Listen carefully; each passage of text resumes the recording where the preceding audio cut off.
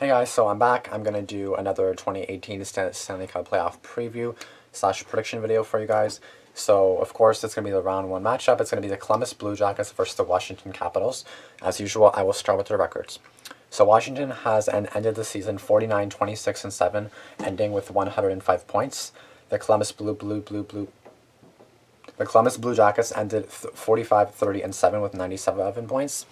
And Washington will have home ice for the series, so a Game 7 would be in Washington. So in just their fourth ever appearance in the postseason, the Columbus Blue Jackets got a new challenge in the Washington Capitals after losing. After losing to Pittsburgh in both of their past two playoff tries, the result of a wild Saturday night that saw the Jackets sit all of their top weapons in their final game, leading many to wonder if they were dodging a first-round meeting with the back-to-back champs. The road through Washington won't be much easier. The Blue Jackets might have gone winless against Pittsburgh, but they've managed only slightly better 1-3-0 record against the Caps. That said, Columbus's improved play in the season's second half should provide the Blue Jackets faith and some hope. First off, the most lopsided victory occurring between the two teams was Columbus's lone win, 5-1, shell-locking in late February. The Caps, meanwhile, won twice on one-goal leads and once by two while getting outshot 37-17. Though the Capitals outshine Columbus when it comes to offensive star power, the Jackets are coming in hot, having ranked as the league's highest-scoring club ever over the past month. If they can exploit the Caps' goaltending issues, they'll have a chance to knock off the Metropolitan Division champs. On Washington's end, the key could come on special teams, where their 7th-ranked power play has the potential to overwhelm the Blue Jackets' 26th-ranked penalty kill. So now moving on to stats. So for 5-on-5 for Washington, 47.99 CF percent, 24th in the league, compared to Columbus's 51.55 CF percent, which is 8th in the league. Washington's goals for is 52.48%, which is 12th. Columbus's, on the other hand, is 53.33% for goals for, which is 7th. The save percentage for Washington is .925 save percentage, which is 14th, and the save percentage for Columbus is .929%, which is 7th. So fairly close, not really, like 0.4 off, but then like 7 away in the ranks. Their shorthanded percentage is 2nd in the league with 9.14, and Columbus's is 7.44, which is 21st. And Washington's PDO is 101.61, which is 4th, compared to Columbus's 100.28, 15th.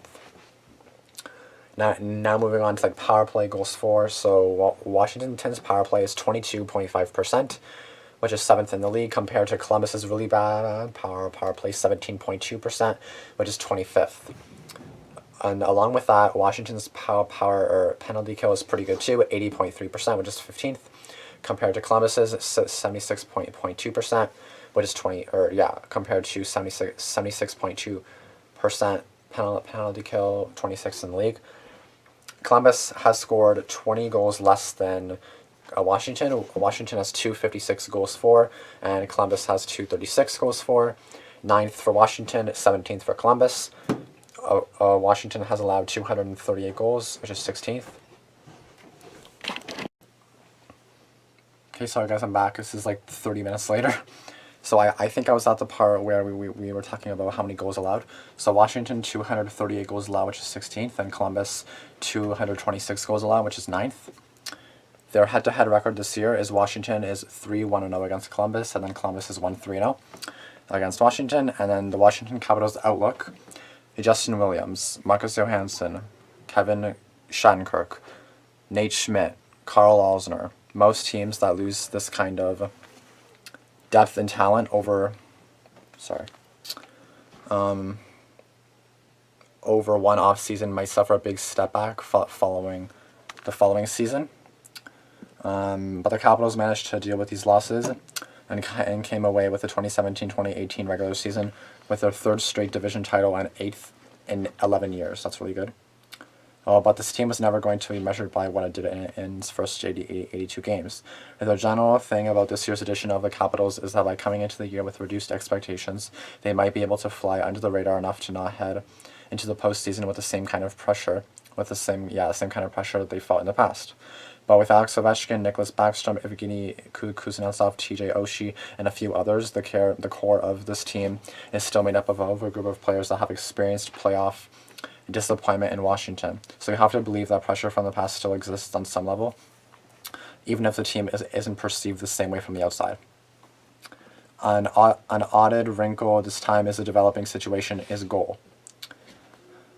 Braden Holtby has emerged as one of the best goaltenders in the world over the past few seasons, but with a .908 save percentage that has plummeted since February, backup Philip Grubauer is the more steady option right now.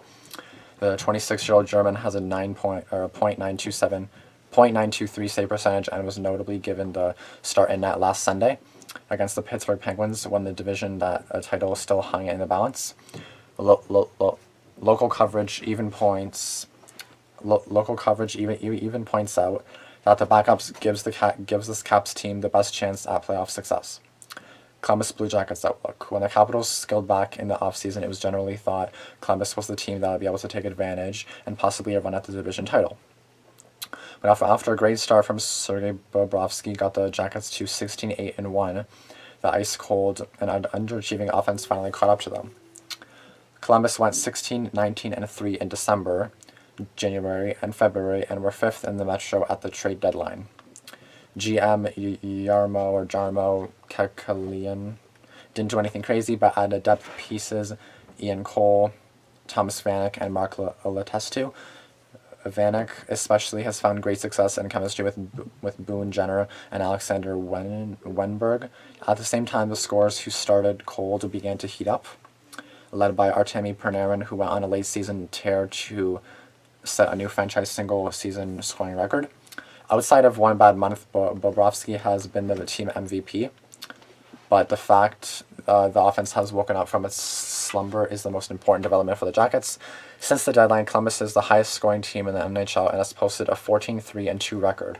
They're a much different team now than what they were in the first half. The Capitals' X factor now. This Capitals team doesn't win the same way many of them have in the Alex Ovechkin era. This year's squad finishes with its lowest league ranking in goals for since 2013-2014, but while they were still a top 10 team in this department, goaltending is perhaps more of a key to success than it has been in the recent past. The Capitals allow an average of 32 shots on goal per game, which ranks them in the middle of the pack. By averaging just 29 shots of their own per game, Washington is outshot by the highest average of any Eastern Conference playoff team. Since January 1st, only the Arizona Coyotes have taken fewer shots than this Capitals offense. That scared me, that click thing. And muddying the waters is the controversy brewing in net, with Grubauer the clearly better option, even though Holtby has been and is paid like the number one. Whoever starts the playoffs as the number one probably has a short leash, and head coach Barry Trotz won't be afraid to swap one out for the other at the first sign of struggle. If they won't get behind the 8-ball too early, the Caps may not have the horses to bounce back. Now the Jackets' X Factor. It might be unfair to label a 19-year-old rookie as an X Factor in a playoff series, but as the top center for the Blue Jackets, Pierre-Luc Dubois will run right up against Backstrom and Kuznetsov.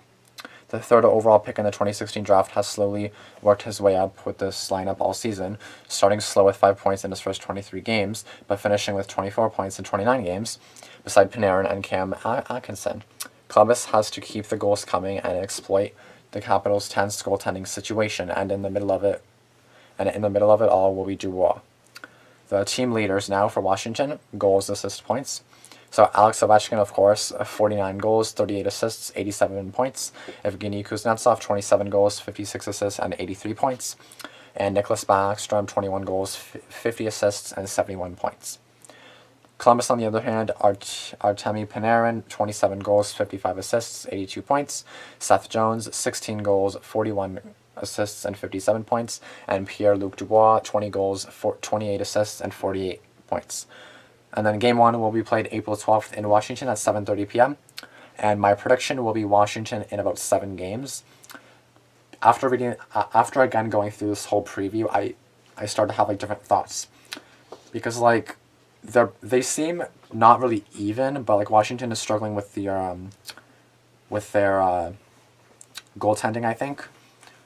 And in the beginning, I was like, Columbus, Washington, that's kind of tough, because I thought, you know what I mean? I always thought Washington really good, Columbus really good, you know what I mean?